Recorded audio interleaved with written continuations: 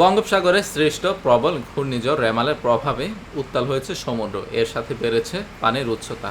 আবহাওয়া অধিদপ্তরের মতে আজ সন্ধ্যা বা মধ্যরাতে ভারতের পশ্চিমবঙ্গ ও বাংলাদেশের উপকূল অতিক্রম করতে পারে ঘূর্ণিঝড় রেমাল। এর প্রভাবে দেশের বিভিন্ন জায়গায় শুরু হয়েছে দমকা বাতাস ও ঝড়ো বৃষ্টি।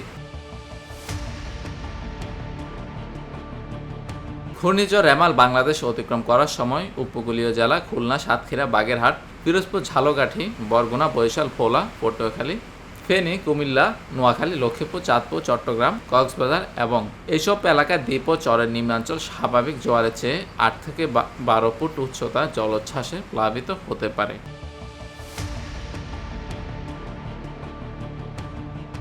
রোববার দুপুরে আবহাওয়া অধিদপ্তরের সর্বশেষ ১১ নম্বর বিশেষ বিজ্ঞপ্তিতে এমন তথ্য জানানো হয়।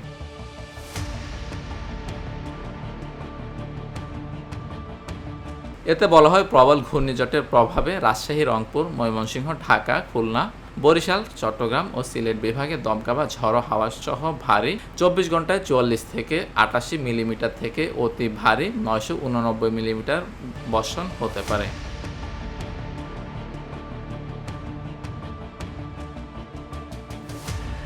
অতি ভারী বর্ষণের প্রভাবে কক্সবাজার, বান্দরবান, রাঙ্গামাটি, খাগড়াছড়ি ও চট্টগ্রামের পাহাড়ি অঞ্চলের কোথাও কোথাও ভূমিধস হতে পারে।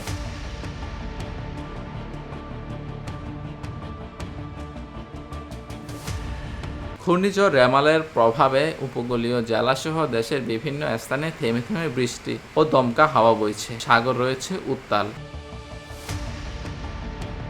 নিউজ ডেস্ক, চট্টগ্রাম সারাদিন।